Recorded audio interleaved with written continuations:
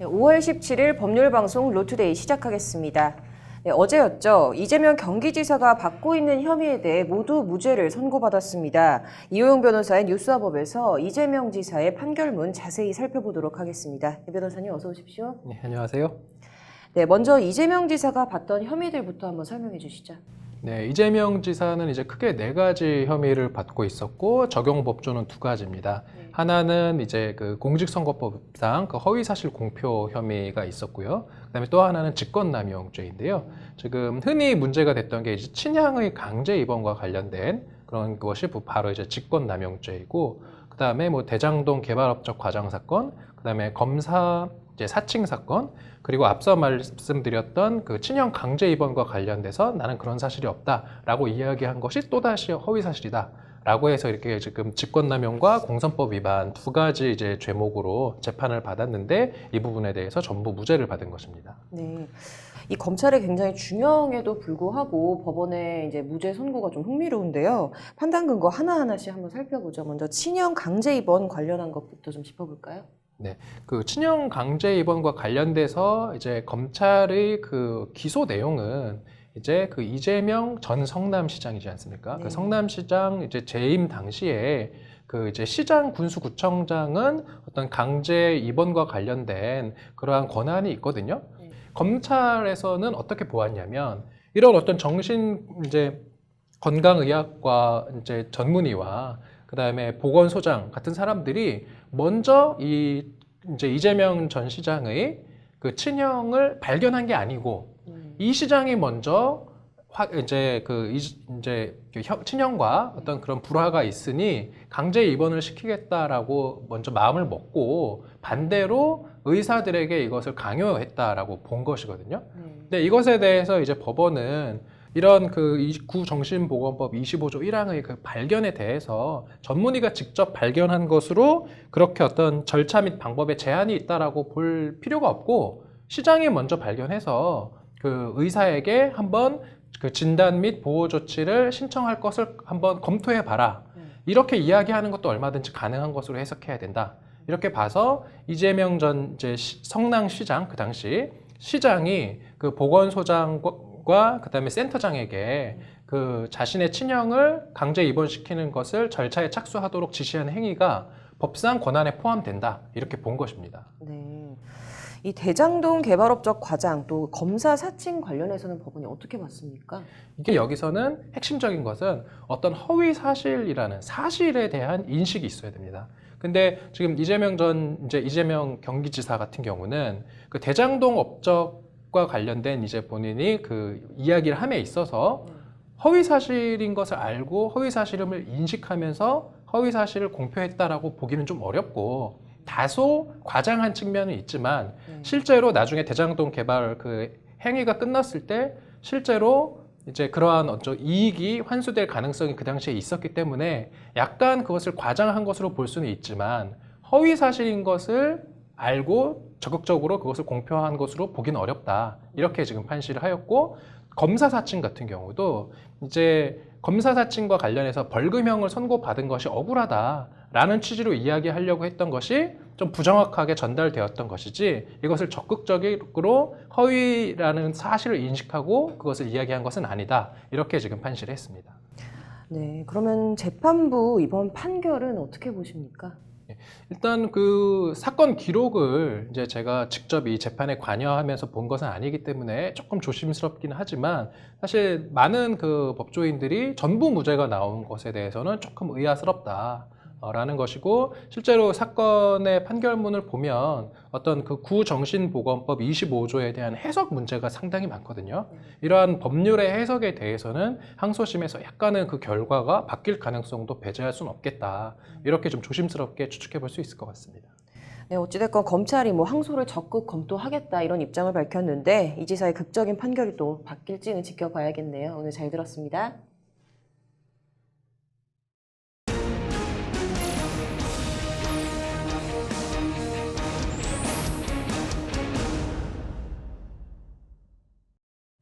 네, 가습기 살균제부터 불타는 BMW, 그리고 최근에는 코오롱 인보사 사태까지 관련해서 오늘 국회에선 집단소송제 도입 촉구 기자회견이 열렸습니다. 로인사이드 장한지 기자와 얘기 나눠보도록 하겠습니다.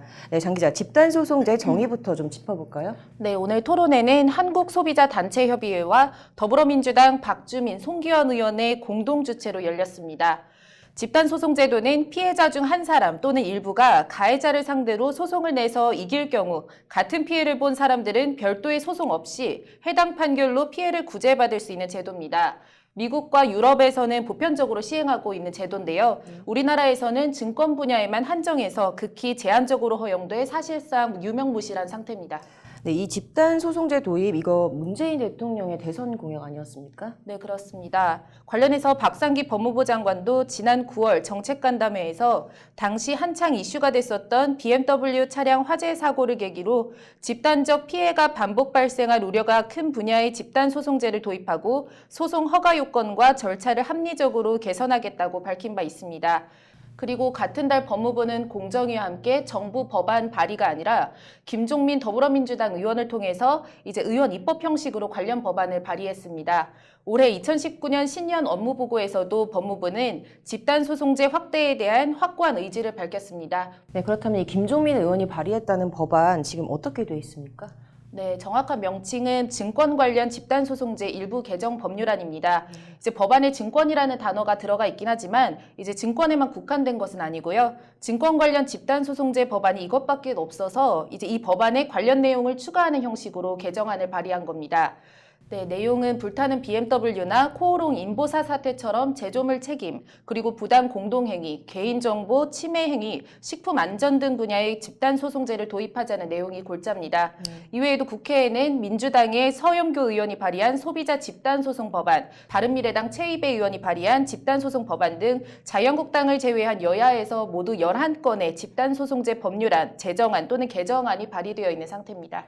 네, 이 발의가 능사가 아니고 이 법안 처리나 본회의 통과가 관건일 것 같은데 어떤 상황입니까? 네, 말씀하신 대로 이렇다 할 진척은 없는 상황입니다. 법사위 제1소위 위원장인 송기현 더불어민주당 의원은 이제 민주당에서는 전면적 집단소송제 도입까지는 아직 시기상조라 해도 선별적, 부분적으로 도입하자는 입장인 반면 자유한국당에서는 법안 논의 자체를 거부하고 있다고 설명했습니다. 네, 그래서 어떤 대안들이 제시가 됐습니까? 네, 지난 19대 국회에서도 이제 집단소송제 확대 관련해서 무려 15개 법안이 발의가 됐었는데 국회 회기 종료와 함께 단 한 건의 법안도 빛을 발휘하지 못하고 그대로 폐기가 됐습니다. 이런 전철을 되풀이하지 않으려면 정부의 강력한 정책 추진과 함께 국회의 전향적 의지나 결단이 필요하다는 것이 오늘 토론의 발제를 맡은 한국소비자단체협의회 사무국장을 지낸 좌혜선 변호사의 지적입니다. 좌고우면 하지 말고 그리고 집단소송제를 전면적으로 실시하고 징벌적 손해배상 제도를 도입하고 나아가서 잘못에 대한 입증 책임도 피해자가 아닌 가해자가 잘못이 없음을 입증해야 한다는 것이 집단소송 확대 찬성 쪽의 주장입니다. 오늘 토론자로 참석한 김기태 뉴욕주 변호사의 말을 직접 들어보시죠.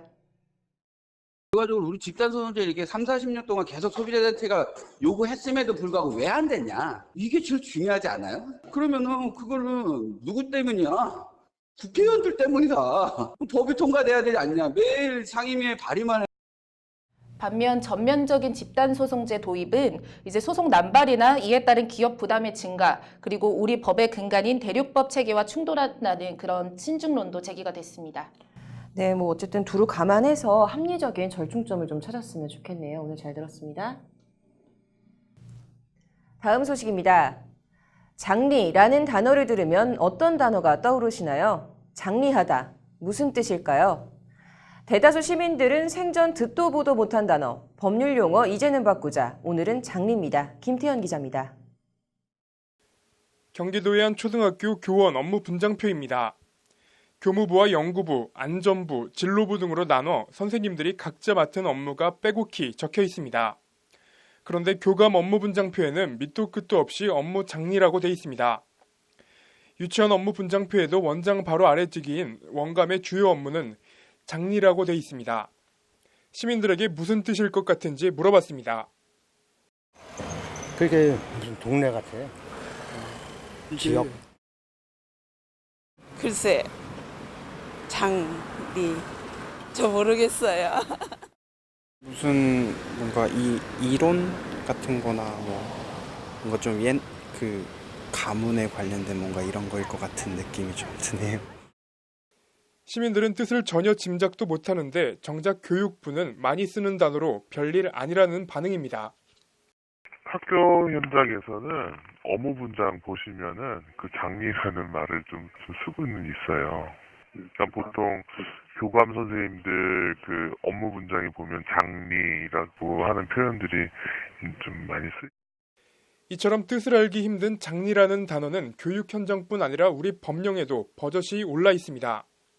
교육과정 심의의 규정 제7조 3항 각 위원장은 당의 위원회의 회무를 장리하여 회의를 소집하여 그 의장이 되고 라는 조항입니다. 장리, 단어는 손바닥 장자에 다스릴 리자를 씁니다. 의역하면 손바닥 위에 모든 걸 올려놓고 다스린다, 즉 총괄하다 정도의 뜻입니다. 우리말도 아니고 한자 어원도 딱히 없는 그냥 정체불명의 한자 조합어입니다. 그냥 한자라서 딱히 어원이 없어요. 일단 생소한 말이긴 해요. 일반적으로 안 쓰이는데. 법제처는 교육부와 합의해 장리하다라는 단어를 총괄하다로 바꾸겠다고 밝혔습니다. 법제처는 이렇게 공무원이나 전문가만 사용하는 일반 시민들은 그 뜻을 잘 모르는 그들만의 법령 용어를 지속적으로 찾아내 정비하겠다고 밝혔습니다. 법률방송 법률용어 이제는 바꾸자 김태현입니다. 어제 검찰이 강서구 PC방 살인사건 피의자 김성수에 대해 법정 최고형인 사형을 구형했습니다.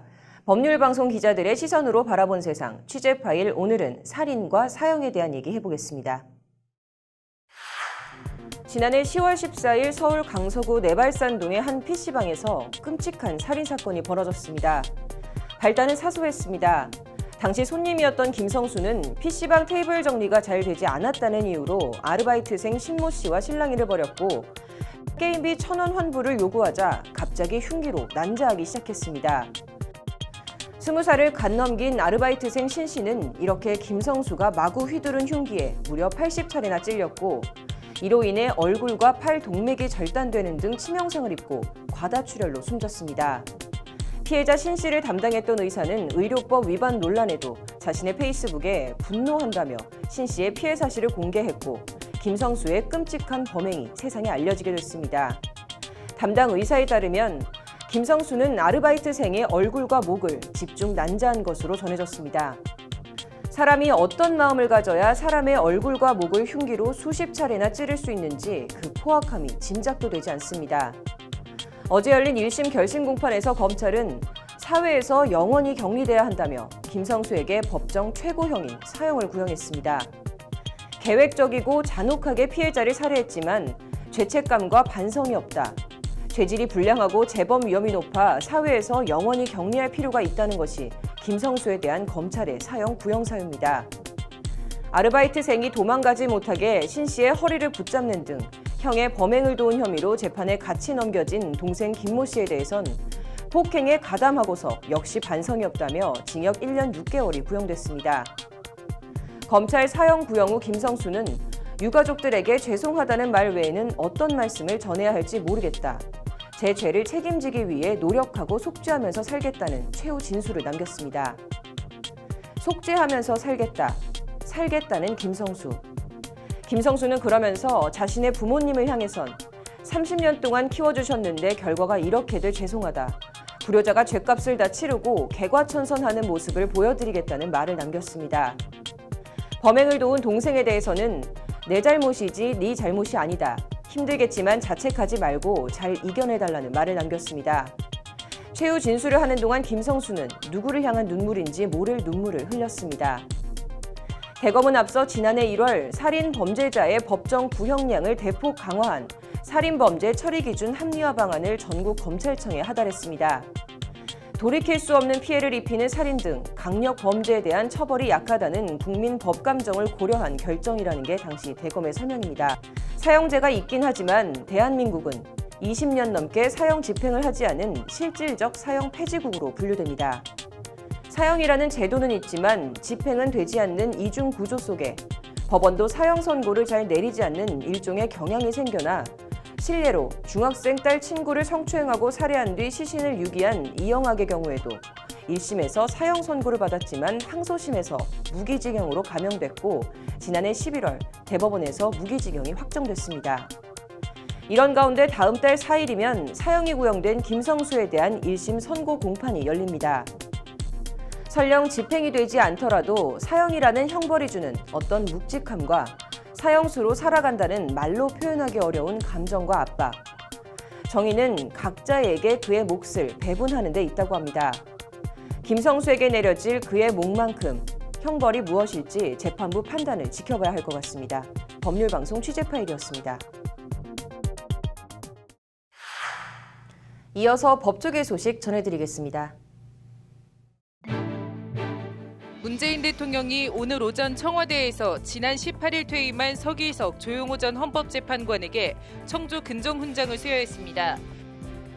교회 신도 여러 명을 상습 성폭행한 혐의로 1심에서 징역 15년을 선고받은 이재록 만민중앙성결교회 목사가 오늘 열린 항소심에서 형량이 1년 더 늘어난 징역 16년을 선고받았습니다.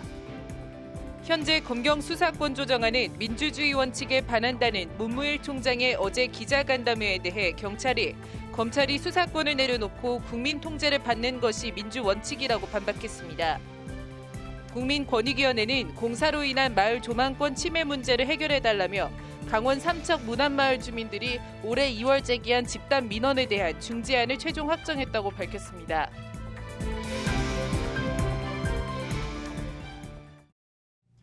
(5월 17일) 법률방송 로투데이 여기서 마치겠습니다. 시청해주신 여러분 감사합니다.